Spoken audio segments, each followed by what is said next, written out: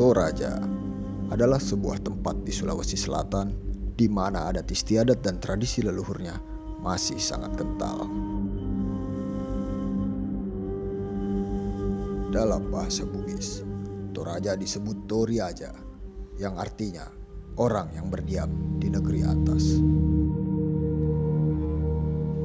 Masyarakat Toraja memiliki tradisi adat kematian untuk menghantarkan arwah ke alam roh dan menghormati leluhur mereka yang sudah lama tiada.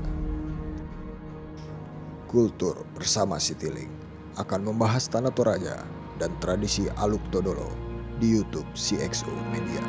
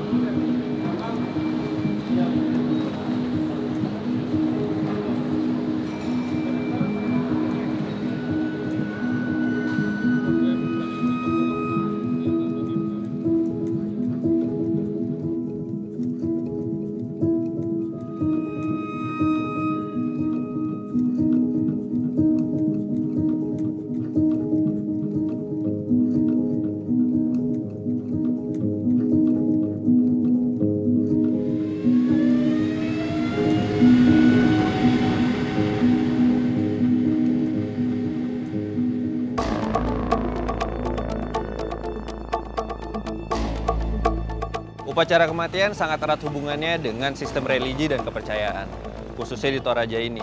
Apapun agamanya, mereka tetap berpegang teguh pada ajaran leluhur Aluk Todolo. Saat ini saya sedang berada di rumah Bapak Israel dan mau bertemu dengan Bang Arno. Mereka akan mengenalkan kepada saya salah satu saudaranya yang sedang beristirahat.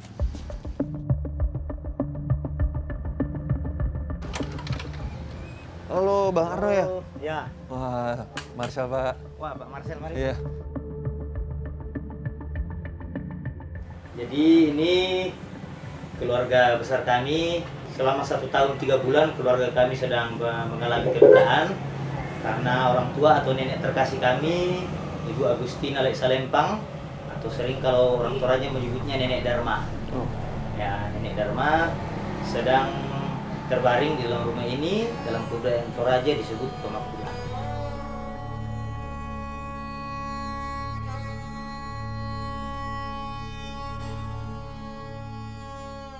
Nenek den taula rampus tirong ko mida mi tiram balle. Matana ko mi inde mi kama masih mati oh. Saya ngasih tahu sama nenek. Jangan kaget, ada tamu yang mau datang nengok nenek. Okay. Terus ini sudah mau jam makannya dia, kita tetap suguhkan makanan dan minuman untuk nenek. Iya. Kalau makanan ini berarti setiap hari masih dikasih gitu atau gimana tuh Bang? Iya, setiap hari. Kalau misalnya tidak sempat disuguhkan, pas kita mau makan kita ajak dia, kita sapa, nenek ayo makan. Nah gitu. Berarti memang benar-benar masih dianggap beristirahat. Iya, bagi kami nenek ini walaupun sudah 1 tahun 3 bulan tidak lagi seperti saat dia hidup, bagi kami karena rasa cinta kami kepada nenek, kami masih menganggap nenek ini tomakula. Itu istilah bahasa Toraja untuk orang tua kami atau keluarga kami yang meninggal secara biologis. Jadi bagi kami orang Toraja meninggalnya 2 kali. Pertama meninggal secara biologis ketika sudah putus nyawa. Kami anggap itu belum meninggal secara resmi, masih sakit. Jadi selayaknya orang sakit kita rawat, kita tetap sapa. Nanti kalau mau diupacarain baru disebut tomate, meninggal secara utuh, secara fisik dan ritual. Masyarakat Toraja sangat memegang teguh adat dan ajaran nenek moyang, walaupun mereka tidak lagi menganut Aluk Todolo. Mereka pun rela menghabiskan uang miliaran rupiah hanya untuk sebuah pemakaman dan menghantarkan keluarganya menuju keabadian. Apa benar masyarakat Toraja hidup dan bekerja keras hanya untuk mempersiapkan kematian mereka?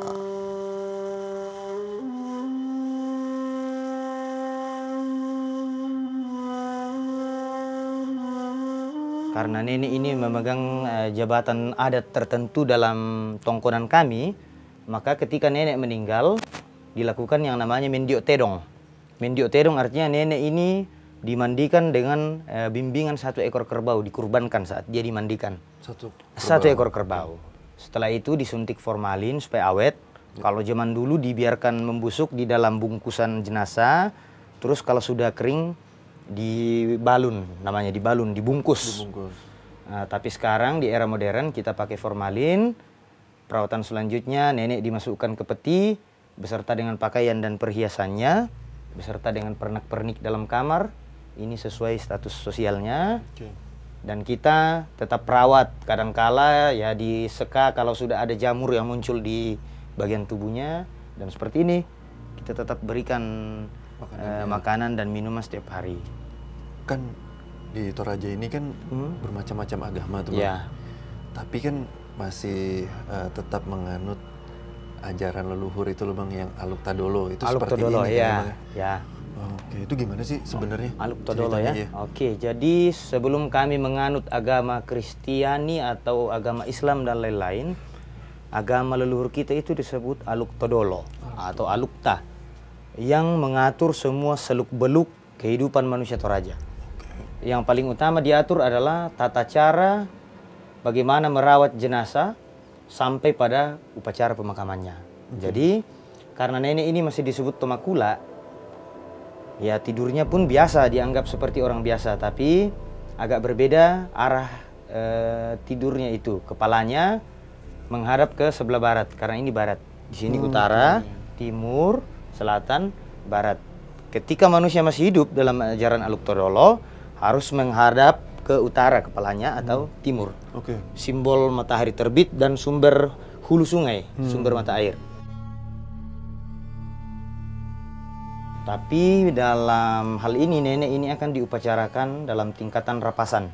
Itu adalah tingkat pemakaman paling tinggi. Jumlah kurban kerbaunya minimal 12, 24 atau lebih. Tingkatan berikutnya untuk yang dewasa, mulai dari namanya didedekan palungan. Itu bagi yang mereka yang sangat tidak mampu. Tidak ada kurban, jadi kita hanya mengetuk palungan tempat makan babi.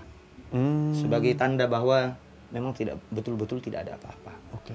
Jadi saya penasaran juga tuh sama yang bayi berarti tadi. Ya, bayi. Yang di makamkan di pohon apa? Di dalam pohon tara. Pohon tara. Ya. Wah, itu kita bisa lihat nggak tuh? Bisa. Bisa ya? Bisa. Mau coba lihat? Iya, boleh tuh sekalian. Tapi agak jauh. Nggak Di apa-apa. daerah apa namanya? Sangala. Oke, namanya Kote. habis itu baru kita ke Loda. Ke Londa. Mau Londa. ke Londa juga? Iya. Oke, nggak apa-apa. Tapi saya ganti baju dulu ya. Pas siliran, sebuah tradisi yang tidak biasa yang dilakukan masyarakat Toraja untuk menguburkan bayi-bayi mereka. Menurut kepercayaan Aluk Todolo, bayi-bayi yang belum tumbuh gigi dikuburkan di dalam pohon tara agar bisa sampai ke alam baka. Ini ya Bang Arno ya? Pohon tara itu Pak ya? Ya, pohon tara. Itu yang lubang-lubangnya itu yang ditutup Serabut ijuk. serabut ijuk itu yang tempat buat dikuburnya gitu. Ya. Ketika pohon tara itu ditempati untuk memakamkan bayi yang meninggal, pekuburan ini yang dilakukan pada pohon tara disebut pasiliran. Pasiliran. Karena anak-anak yang meninggal, bayi yang meninggal itu dikuburkan pada pohon tara disebut todisili. Artinya disili, dimakamkan dalam batang kayu yang masih hidup atau tumbuh. Kenapa nggak boleh dikubur di tempat lain gitu Pak? Kenapa harus di pohon seperti ini? Ini masih dilakukan, praktek ini masih dalam ajaran Aluk Todolo, dijiwai oleh ajaran Aluk Todolo. Jadi dalam Aluk Todolo pantang untuk memakamkan jenazah ke dalam tanah. Nah, alasan teologisnya, tanah ini tempat kita hidup tidak boleh dikotori. Tapi alasan logisnya adalah Toraja ini adalah daerah pegunungan. Betul. Otomatis lahan untuk pertanian itu sangat terbatas karena kondisi kontur tanah. Jadi masyarakat Toraja dari zaman dahulu memiliki kearifan lokal untuk memakamkan jenazahnya Selain di di tanah. dalam kayu Heeh. atau di dalam gua-gua alam atau memahat batu yang tidak produktif daripada mencemari tanah. Oke. Atau dibuatkan rumah-rumahan kecil disebut batutu berbahan Batu kayu. tuh. Oke. Di era modern dibuatlah bangunan makam dari beton seperti rumah dengan berbagai macam model disebut patane. Patane. Nah, tapi itu untuk pemakaman dewasa. Di zaman dahulu khusus untuk bayi yang belum tumbuh gigi Mm-mm. dan meninggal dunia saat dilahirkan dimakamkan dengan cara disilik pada pohon tara yang masih hidup. Jadi ini pohon digali ya Pak ya? Iya, Dikerok gitu ya? Dikerok atau dipahat. Dipahat sampai kira-kira Lubangnya cukup muat, lah, muat. dimasukin, ditaruh di situ ya, Ya. baru ditutup ya Pak. Sampai sekarang tuh masih dilakukan juga nggak sih Pak ini? Kalau di daerah saya sudah tidak dilakukan lagi praktik masili untuk bayi, tapi mungkin di daerah ini masih mempraktikkan itu. Mm-mm. Jadi setelah bayi itu dibersihkan, yang meninggal itu dimandikan, dibungkus dengan apa namanya solong. Solong itu pelepah pinang, pangkal pelepah Oh, pinang. oke. Dibungkus dengan ari-arinya. Ketika dia baru lahir dan meninggal itu dimakamkan dengan ari-arinya. Lalu dimasukkan, ditutupi dengan serabut bulu ijuk. Mhm. Lalu dikancing atau dikunci menggunakan 4 pasak yang dibuat dari karurung. Karurung itu kayu. Karurung itu adalah nibung bagian yang keras dari batang ijuk. Oh, Itu itu ya digunakan Pak, yang sebagai 4 pen. itu ya? Ya, 4 itu. Lalu diikat dengan serabut ijuk juga yang telah dipintal sebelumnya menjadi tali. Supaya tidak berbau dan tidak diganggu oleh hewan-hewan yang bisa merusak pasiliran ini. Saya juga pernah baca tuh Pak, Ya, katanya ada ibunya yang nggak boleh berkunjung lagi atau gimana setelah pemakaman gitu, itu benar Pak?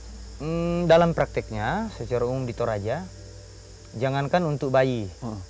sedangkan orang dewasa yang meninggal saja biasanya pasangannya tidak diizinkan untuk mengikuti proses pemakaman Oh, berarti dia memang tinggal di rumah aja? di rumah.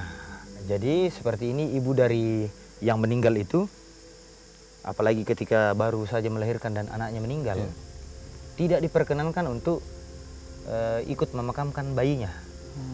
Ini karena ada 2 aspek. Pertama, aspek psikologis. Oke. Pertama, dia baru saja melahirkan, Mhm. kemudian kondisi fisiknya belum mampu untuk berjalan. Masih lemah gitu Pak ya? Nah, dan yang paling pertama dipertimbangkan adalah psikisnya. Faktor yang kedua adalah jangan sampai ketika ibunya ikut dan datang terus-menerus berkunjung akan mengalami gangguan reproduksi di kemudian hari karena stres. Oh, oke, karena stresnya itu ya Pak ya? Ya, jadi tidak diperkenankan karena akan dia menyimpan akar pahit. Bang, kan pohon-pohon di sini kan sebenarnya banyak ya? Ya. Kenapa harus pohon tara ini Bang? Mengapa orang Toraja zaman dulu memilih pohon tara? Pohon tara ini kalau di bahasa Indonesia kan kayaknya pohon cempedak. Pohon cempedak? Ya, jadi pohon cempedak ini dipilih karena menurut ajaran leluhur, pohon tara ini cocok untuk ditempati memakamkan bayi yang meninggal. Karena bayi yang meninggal belum sempat menyusu pada ibunya. Atau mungkin sudah sempat menyusu pada ibunya tapi dalam jangka waktu yang singkat. Lalu dia meninggal. Jadi dia dimakamkan dalam pohon tara yang hidup agar ketika pohon tara itu bertumbuh dan menutupi lubang tempat si bayi dimakamkan, diharapkan doa-doa kepada si bayi itu dia pun ikut bertumbuh bersama dengan pohon ini dan juga diberikan asupan ASI dari getah pohon tara. Oh, gitu ya. Jadi itulah harapan doa-doa dari para leluhur sehingga memilih pohon tara. Kalau orang dewasanya itu gimana Bang?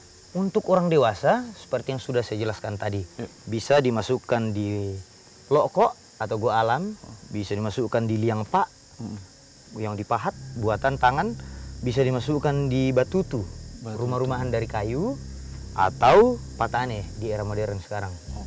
Bangunan makam dari beton. Nah, untuk melihat semuanya itu, kita akan berkunjung ke Londa. Kok sekarang ke Londa? Ya. Oke, ayo Bang.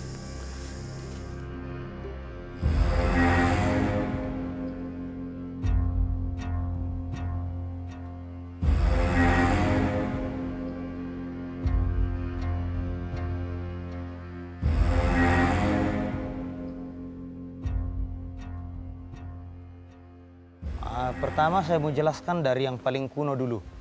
Yang ini ya? Ya, ini namanya erong. Oke. Secara umum disebut erong. Di beberapa daerah Toraja Barat namanya duni. Duni. Duni, kalau di Mamasa mereka sebut yang seperti ini bangka-bangka. Oke. Jadi ada 3 namanya di daerah beberapa wilayah adat yang berbeda. Jadi ini peti bukan peti mati untuk satu orang. Tapi setiap erong ini adalah kuburan massal untuk satu rumpun keluarga. Jadi jenazah yang sudah dikuburkan itu, tulang-tulangnya dikumpulkan dalam erong. Selama mereka masih satu rumpun. Oh, satu marga gitu Satu ya? mau marga atau satu fam ibarat di daerah Indonesia Timur. Oh, Tapi sini satu rumpun keluarga. Sebelum adanya alat untuk membuat liang pahat, dimasukkanlah mereka dalam erong. Kerangkanya dikumpulkan dalam erong. Oke. Nah, kalau peti-peti yang seperti ini, itu peti-peti pemakaman modern, satu peti untuk satu orang. Satu orang ya? Ya, jadi mereka ditumpuk, ada yang digantung, dibuatkan rak seperti di atas, dibuatkan rak. Kadang-kadang juga ada yang liangnya lebih tinggi, ada yang agak rendah, ada yang di bawah, ada yang lebih tinggi. Itu tergantung karena faktor keamanan. Biasanya yang punya status lebih tinggi, dibuatkan makam agak tinggi agar susah dijangkau. Kenapa? Karena orang Toraja zaman dulu, ketika mereka dibungkus, dibalun, harta bendanya ikut dimasukkan di dalam. Emas. Emas, kalung emas atau segala perhiasan yang mereka punyai dimasukkan. Oke. Bahkan bungkusan jenazah atau balun itu ditatah dengan hiasan dari lempeng emas. Oke. Namanya didaman atau diroto. Iya. Dihiasi dengan lempeng-lempeng emas berbentuk ukiran. Oke. Itu salah satu faktor kenapa dia disimpan di tempat yang sulit dijangkau. Biar nggak diambil orang lah ibaratnya gitu Pak ya? Menghindari penjarahan, Heeh. penjarah makam. Bang Arno, Ya, saya dari tadi tuh penasaran tuh sama itu tuh.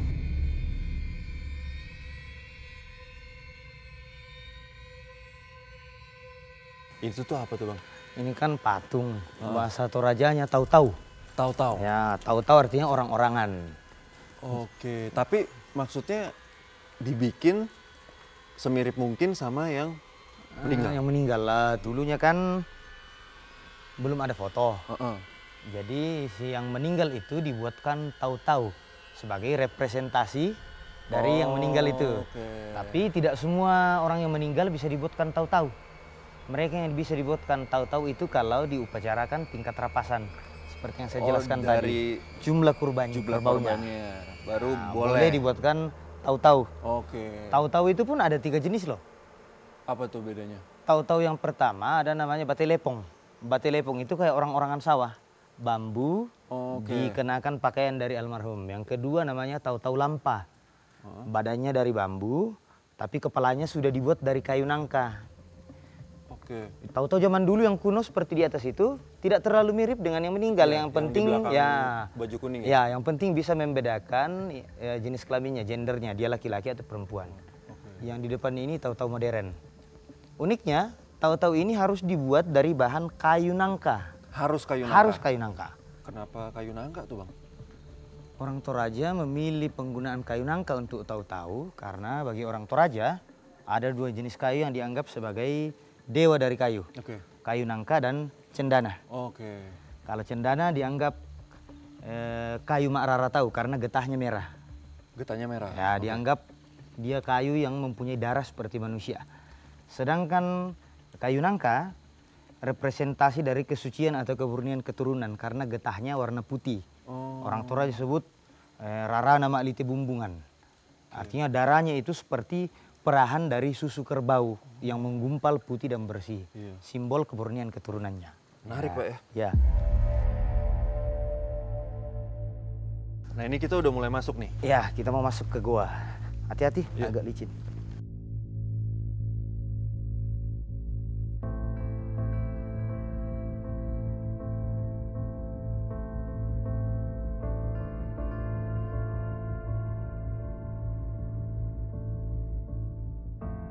Bang Arno, Ya?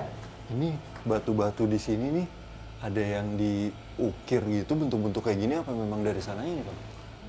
Jadi gua ini gua alam, bukan gua pahat. Oke. Jadi kalau gua alam seperti ini untuk pekuburan, orang Toraja menyebutnya itu looko. Looko. Kalau dipahat itu disebut liang. Liang. Ya, liang pak. Oke. Artinya liang yang dipahat. Jadi sejak ini dibuka, Karena ini kan merupakan aset dari 10 tongkonan di daerah Londa, Kesu. Apabila kita masuk di sini dengan niatan-niatan yang buruk, kadang-kadang ada hal aneh yang terjadi. Oh, ada gitu Ya, juga, Bang ya. apakah dia sakit perut, atau kemungkinan biasa kepalanya pening, atau hal-hal yang lain. Aduh, sempit juga ya, Pak ya. Hati-hati. Oke. Oke.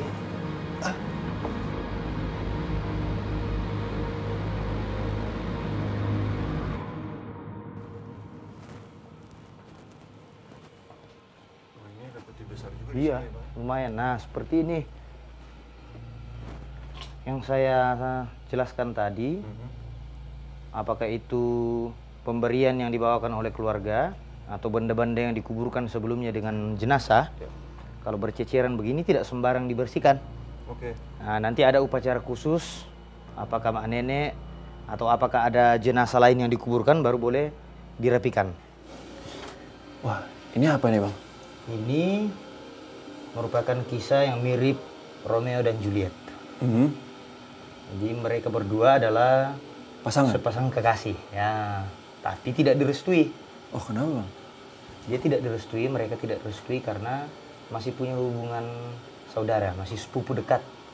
Oh, mereka pacaran tapi sepupu dekat. Sepupu dekat. Jadi karena tidak direstui, mereka ambil jalan yang tidak lazim. Mereka berdua bunuh diri. Nah, satu yang unik mau saya tambahkan, apabila terjadi hal yang seperti ini, bunuh diri, dalam kebudayaan kami dan kebiasaan orang Toraja, upacara pemakamannya dilaksanakan secepat mungkin. Karena itu dianggap hal yang tidak lazim dan membuka aib keluarga. Jadi tidak dilakukan seperti pemakaman pada umumnya. Dilaksanakan sesederhana mungkin dan secepat mungkin.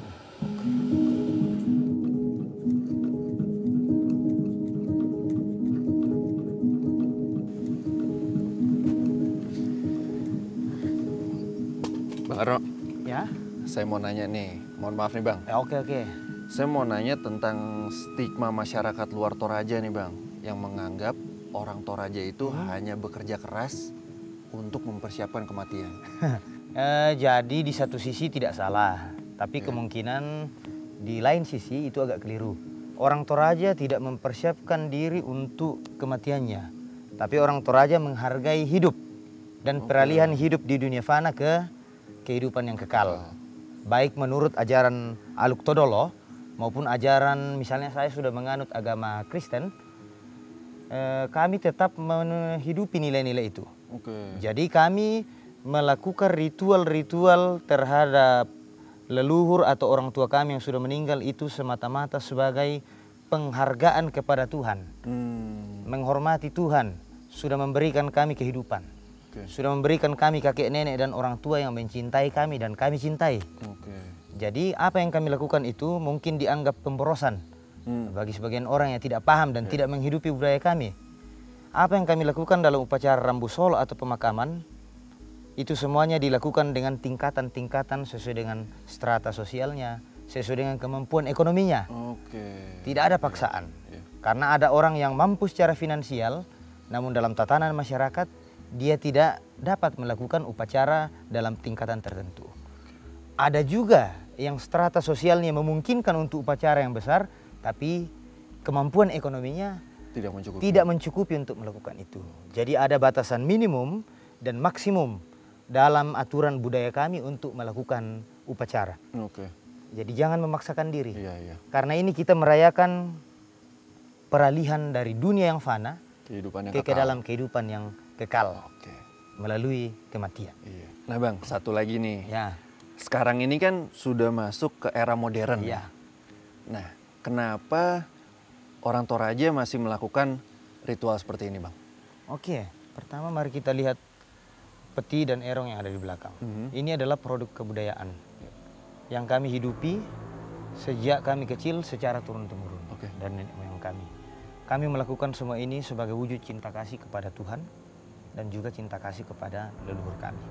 Kami melakukan semuanya ini karena kami menghidupi budaya kami mencintai budaya kami, dan kami menghormati leluhur serta Tuhan yang menciptakan kami dan budaya kami.